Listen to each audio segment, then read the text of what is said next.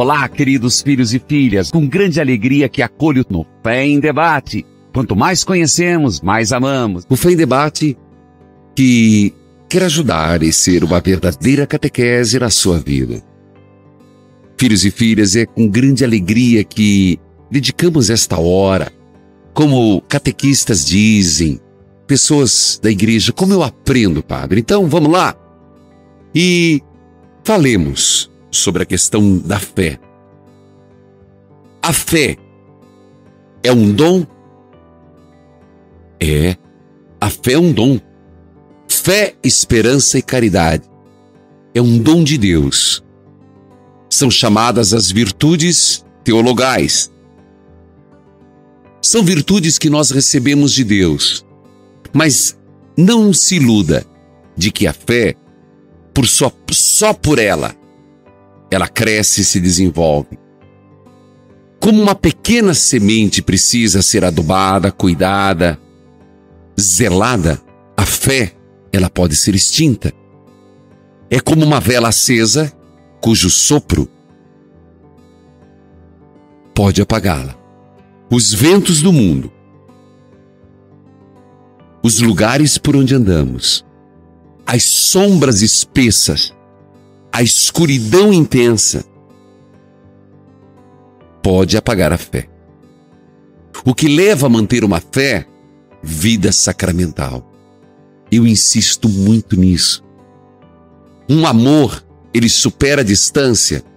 Supera.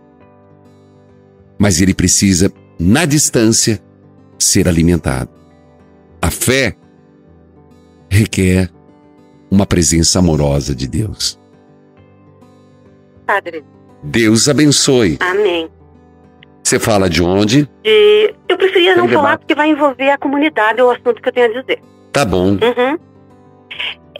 Eu participo de uma comunidade, padre, que é um padre passionista e o outro é carismático. E não existe, assim, um comum acordo entre os dois. O carismático quer fazer adoração, vigília, e o outro padre fica meio que distante e não aprovando muito. E isso está colocando a minha fé, sabe, eu tô assim, porque como que isso pode acontecer dentro da igreja? O que a igreja pensa em relação a isso? Filha, vamos devagar com a Dora de barro. Vamos lá? Certo. Maria, primeiro me situe.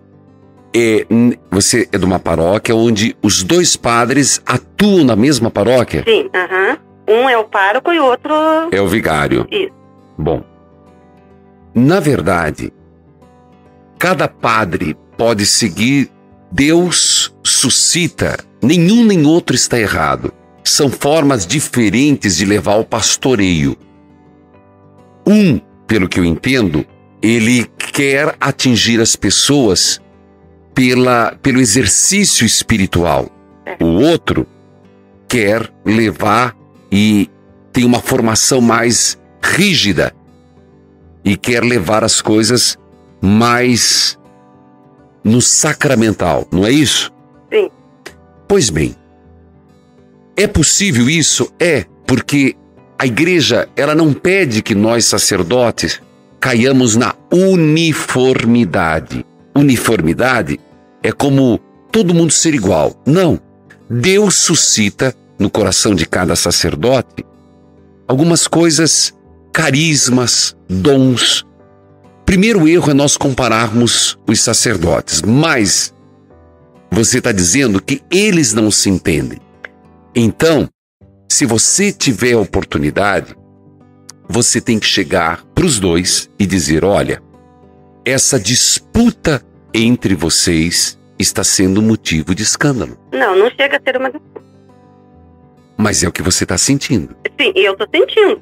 Porque eu estou sentindo minha fé abalada porque eu comecei a aprender a amar Jesus com o Senhor, padre. Foi Deus que me evangelizou. Aí eu comecei a seguir um grupo de oração, acompanhar um grupo de oração, participar, e agora a gente está encontrando essas dificuldades. Filha, eu volto a dizer, você tem que dizer na sua paróquia, porque você, pelo jeito, você é engajada. Sim. Existe um CPP que chama-se Conselho Pastoral Paroquial, Sim. onde as diferenças devem ser resolvidas. só para te dizer, leia Atos capítulo 15, o primeiro concílio de Jerusalém. Na verdade, existem duas vertentes ali, a de Paulo e a de Pedro. Parece-me muito própria da sua comunidade. Mas a diferença é que soma. Miriam. Padre, é sua bênção. Deus abençoe, querida. De onde você fala? Eu falo de Recife, padre. Recife? Pois não, Miriam. Olha, padre, é uma emoção muito grande estar falando contigo. É o seguinte, eu queria saber assim, sobre os santos populares, né? Aqui no Nordeste a gente tem uma devoção muito grande a Padre Cícero. Tá. Né? E a gente sabe que ele ainda não é padre pelo Vaticano. Não é... Opa, é padre sim, não é santo. Santo. Tá. É emoção, padre. Tá certo, tá certo.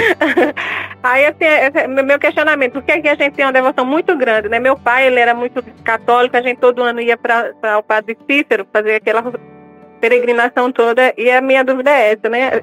Até que ponto a gente pode considerá-lo santo? Sua pergunta... Apesar que a gente considera santo aqui no Nordeste, né? Eu digo para você, Miriam, a sua pergunta é muito pertinente, é maravilhosa. Obrigada, padre. E, veja, de fato, Padre Cícero é considerado santo por milhares de brasileiros. Tá certo você, filha. A história é bastante complicada, mas o processo, o que é importante, é saber que ele está num processo de reabilitação. E isto se deve ao bispo de Cratos, que começou esse processo de reaproximação.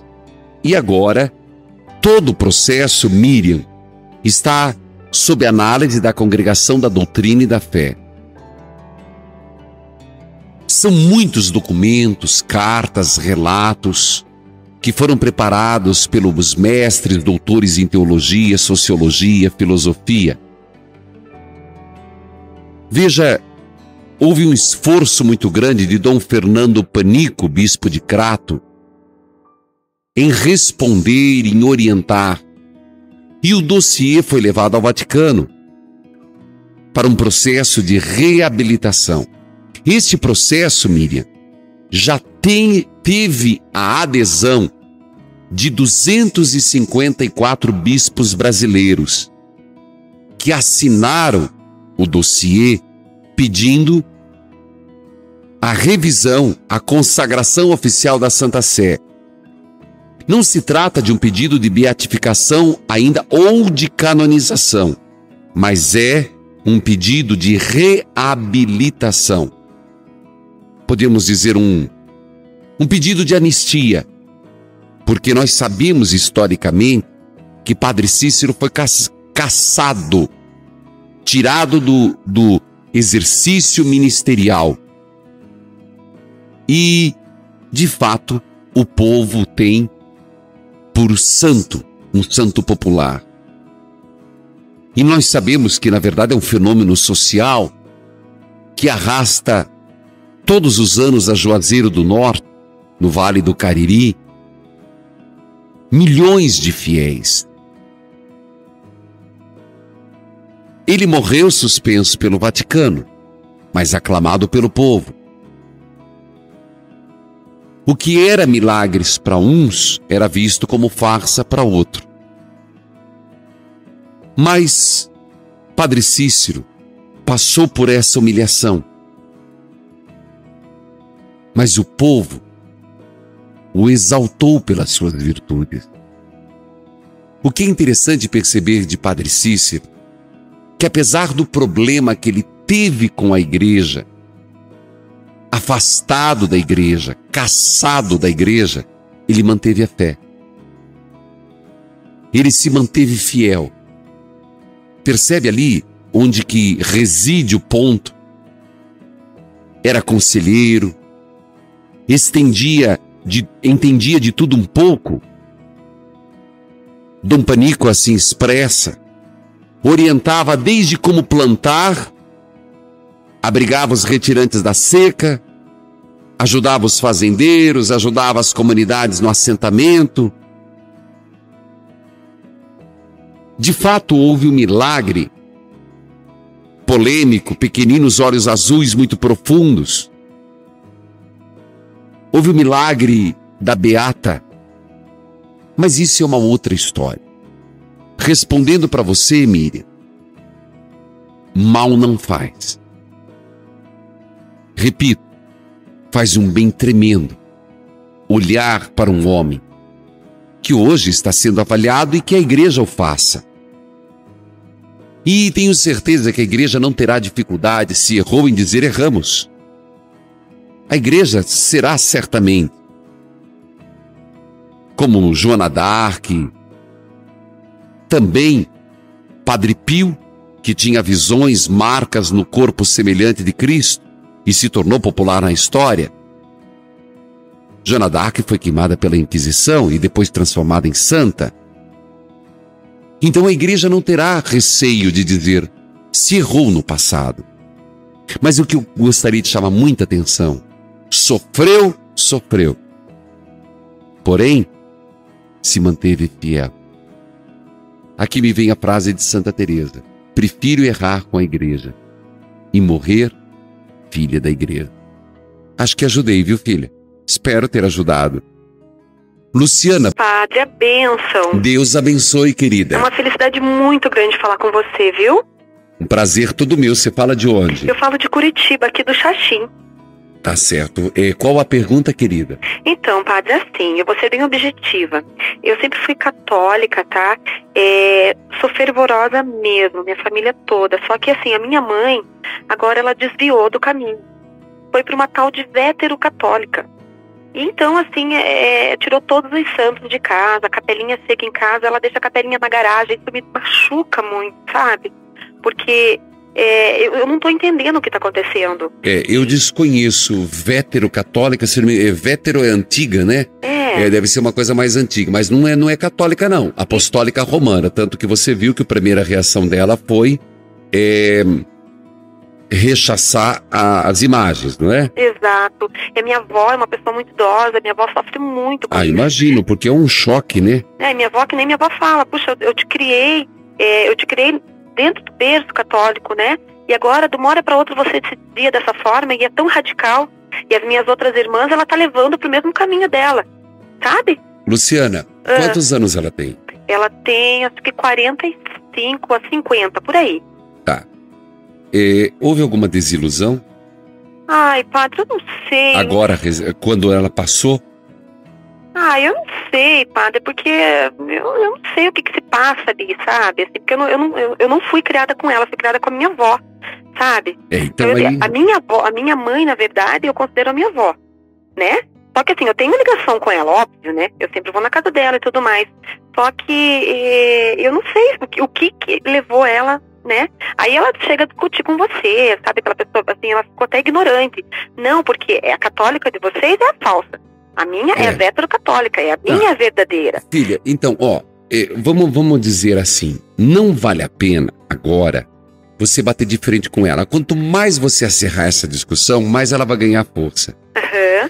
Percebe que ela está, na verdade, fazendo isso para chamar atenção, para se impor diante de você e da mãe dela, que é sua avó. Na verdade, às vezes a religião é usada como um mecanismo de, tô aqui, prestem atenção. Então, não morda a isca. Tá. Deixa ela seguir o caminho. Só que o que você precisa na caridade é estar muito presente com a sua avó. Porque a sua avó, você é nova, mas sua avó é uma pessoa idosa. Ela tem dificuldade de, agora, nessa fase da vida, ver esse conflito religioso. A cabeça dela não consegue. Exato. Então, pelo menos chegue para tua mãe e diga: mãe, que você siga a tua religião, ótimo. Mas nós vamos poupar a avó disso. Nós não vamos falar sobre isso na mesa. Dentro de casa nós vamos falar sobre outros assuntos que não provoquem o mal-estar dentro de casa. Isso você pode fazer. Tá bom, tá. Por quê? Porque em respeito à tua avó. Entende?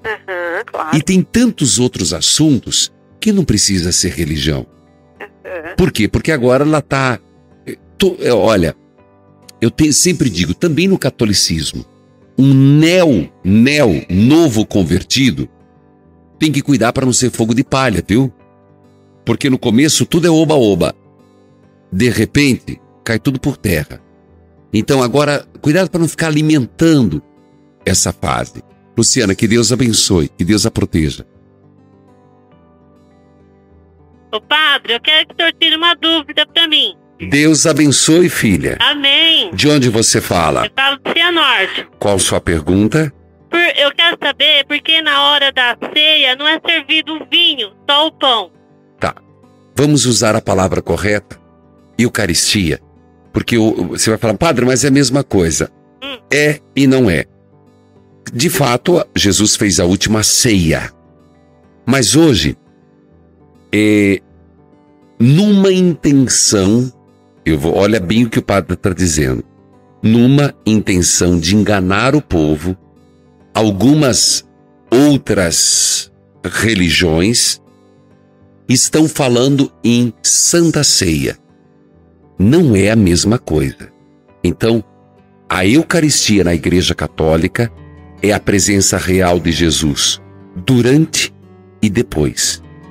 Não é a mesma coisa que o que dizem a Santa Ceia que se faz uma vez por ano ou em vez em quando até nas igrejas evangélicas. Não é a mesma coisa. Pois bem, mas eu vou responder sua pergunta. Sandra, Jesus tomou o pão e disse, tomai e comei. Jesus tomou o vinho, tomai e bebei. De fato, prescreve-se o pão e o vinho. Vamos falar do ponto de vista da tradição, o histórico e o atual. Bom, primeiro, catequistas, eu sei que nós somos ouvidos muito por catequistas. É uma pergunta que certamente teu catequizando vai fazer um dia para você. Então veja, no Novo Catecismo da Igreja Católica, aquele livro maravilhoso que eu digo para você que um catequista, mesmo ministro de Eucaristia, tem que ter. Tem que ter por quê? Porque é catecismo. Nós temos que ser constantemente catequizados para poder catequizar. Ninguém dá o que não tem. O livro que eu lancei, 10 respostas que vão mudar sua vida, tem um espírito catequético, de dar respostas catequéticas. Bom, no Novo Catecismo você encontra 1390, e eu vou ler respondendo a sua pergunta. Depois eu comento, mas primeiro eu quero ser textual. Lá de Cianorte.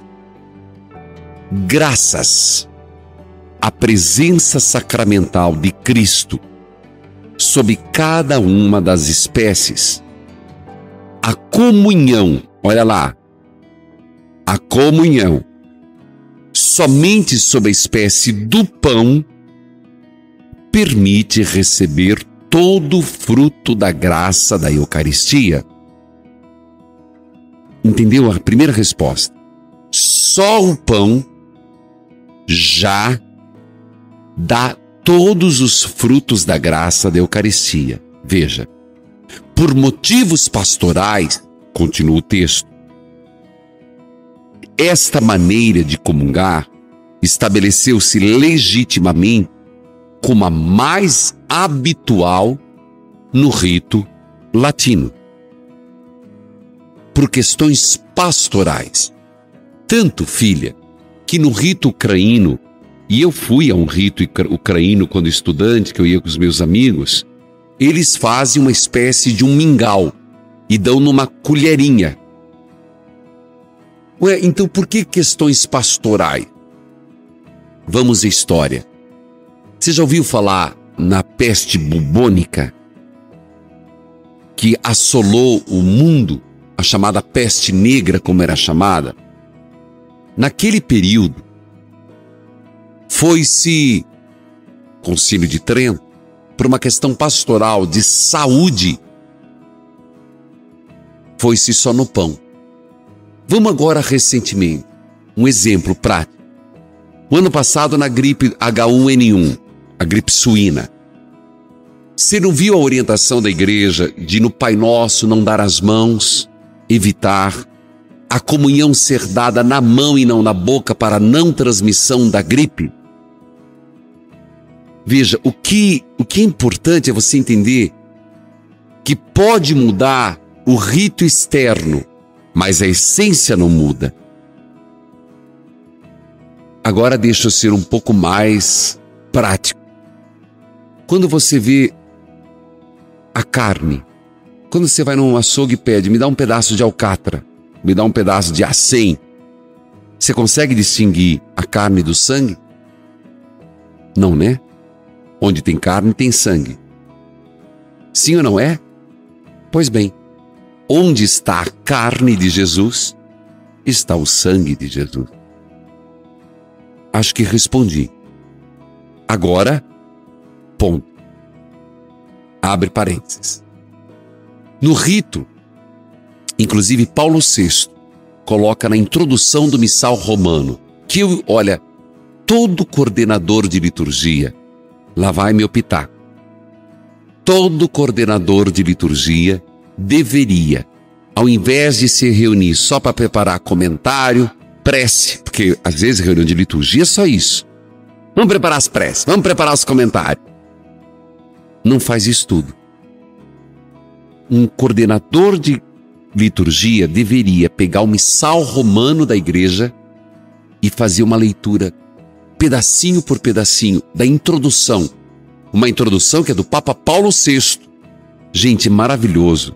É maravilhoso. Tem cada explicação, nos coloca dentro da mística da celebração. E nessa introdução, ele diz, e já existe prática, de a comunhão sob as duas espécies, em situações especiais, ou mesmo paróquias que já avançaram e já se tornou uma prática comum, a comunhão sob as duas espécies. Terezinha, Deus abençoe, querida. De onde você fala? Eu peço a sua bênção, padre. Deus abençoe. De Primavera, São Paulo.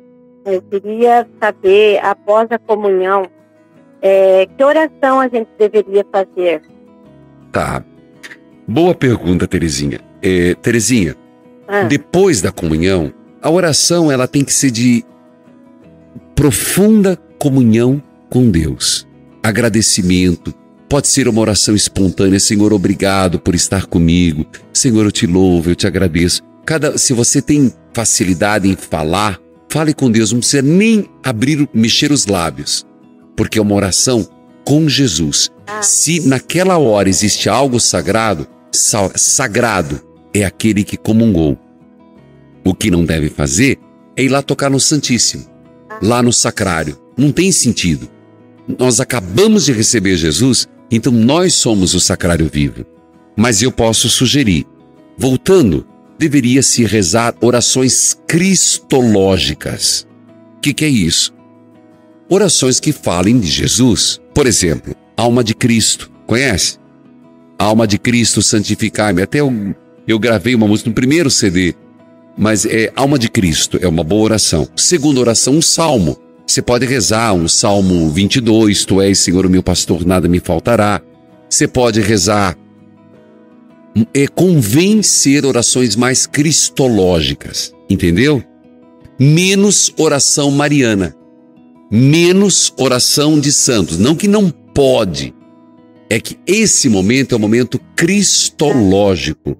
É um momento cristocêntrico. Você está com Jesus. Você está com o nosso Senhor Jesus Cristo. Então é o momento de falar com Ele, entendeu? Que Deus abençoe, Terezinha. Que Deus a proteja. Inês, seja bem-vinda. De onde você fala? Falo do bairro do Portão, Curitiba. Pois bem. Qual a pergunta, querida? Padre Reginaldo, eu sei que o senhor já uma vez falou no Fé em Debate, só que eu não me lembro mais. Na hora da missa, da comunhão por Cristo, com Cristo e em Cristo, a maioria do pessoal da minha paróquia ergue a mão direita. E, se não me engano, o senhor tinha dito que não precisava desse ato. E o que eu devo fazer? Inês, a doxologia final da oração eucarística, por Cristo, com Cristo, em Cristo, a vós Deus Pai Todo-Poderoso. Pois bem, primeiro eu vou responder em 3 partes. Primeiro, trata-se de uma oração sacerdotal, presidencial. Quem oferece? O padre oferece o quê? Jesus. A quem? Ao Pai. Quando tem um padre presidindo e mais celebrante, então eles concelebram. E por isso que você vê, e aí o povo acha que deveria fazer, que o concelebrante estende a mão. Mas é porque ele está concelebrando. No caso, é uma oração sacerdotal. Então, não estender a mão direita não é a forma certa do povo participar. A participação do povo tem que ser forte, concisa, alegre e fervorosa no amém. Me fiz entender? No por Cristo, a participação do povo é no amém. A oração é do padre. O estender a mão só quando tem um padre celebrando do lado. Primeira parte da minha resposta. Segunda parte. Aí é, Inês, como fazer? Nem porque estamos com a verdade podemos pecar contra a caridade. O certo não é de repente, eu tenho muito receio, nós estamos entrando num rigorismo litúrgico, onde a rubrica, as normas, estão se tornando mais importantes do que o mistério. Estamos caindo de um extremo ao outro. Todo extremo é perigoso. Temos que tomar cuidado. As nossas celebrações, claro, não podem ser oba-oba, não pode ser só bateção de palma, não pode, a liturgia tem que ser muito bem celebrada, preparada, vivida, com momentos de ápice de exultação, de silêncio, de oração, de introspecção, mas é o equilíbrio. Mas também não podemos cair no rigorismo. Ah, isso não pode, isso não pode, isso não pode, isso não pode, isso não pode, isso não pode, isso não pode. Bom, aí nós vamos viver no não pode. Então aí é melhor nem... E aí? Os extremos são perigosos. Terceira, como fazer? Se queremos uma consciência litúrgica, essa consciência litúrgica ela começa nos momentos de preparação da liturgia. As pastorais, nos CPPs, Conselho Pastoral Paroquial. Isso não se faz numa missa. Isso não se faz num comentário na hora da missa. Olha, não façam mais isso. Se nem os agentes de liturgia estão convencidos do porquê não fazer. É a consciência litúrgica crescente. Às vezes, é melhor esperar e deixar a comunidade celebrar, mesmo sabendo que é certo, do que simplesmente mudar por mudar porque não pode. A lei está para o homem, não o homem para a lei. Filhos e filhas, a Luciana de Fortaleza me fez a pergunta pelo torpedo. Às vezes, quando rezo, me vêm pensamentos ruins e negativos, como se eu duvidasse da misericórdia de Deus. Como posso me livrar deles? Filha, não é fácil. Às vezes eu também, no meio da missa, me distraio. E engraçado que isso acontece muito quando começa a oração eucarística. Eu estou partilhando algo meu. Então você tem que estar vigilante. Você tem que mudar o pensamento. A hora que você está rezando, se deu conta de que mudou o pensamento, se desviou, volta o pensamento, corrija. Então, cuidar da distração, de você às vezes viajar. Já deve ter acontecido com vocês, que começa a primeira leitura, você sai do ar. Só acorda quando começa a aclamação evangélica. Então, a missa, ela é desgastante nesse sentido de estar vigilante. Porque senão, do jeito que ela começa, ela termina e não nos atinge. Uma filha de Deus de Minas Gerais. Recebi uma proposta de um emprego em um banco. Estou em dúvida. Se aceito porque terei que mentir, enganar, prejudicar pessoas. Filha, espera lá. Se trabalhar no banco é isso, de fato não. Mas eu acho que a tua visão do trabalho está errada. Você pode trabalhar. Você não precisa ser conivente com o erro. Compreendeu? Você não precisa necessariamente ser conivente. Talvez a visão que você tem do trabalhar no banco esteja equivocado, mas eu a parabenizo pela busca da integridade. Eu creio é sinal que tenho fé. Então, por que as graças não acontecem em minha vida? Luana, de Patinga, Minas Gerais. Luana, tudo tem sua hora. Deus não segue o ponteiro dos nossos relógios. Saiba esperar, mesmo na aflição. A Assunção e Coroação de Maria está na Bíblia? Guaratuba, Ivonete, não está na Bíblia, mas é uma condição natural. Alguém que era cheia de graça, plena do Espírito Santo. Não seria ela a bendita entre todas as mulheres? Portanto, a nossa intercessora no céu, intercessora na terra. A coroação, ela faz parte dos mistérios gloriosos. Faz parte de uma consequência natural da obediência a Deus. Filhos e filhas, espero ter ajudado no Fé em Debate. E, Fé em Debate, evangelizar é preciso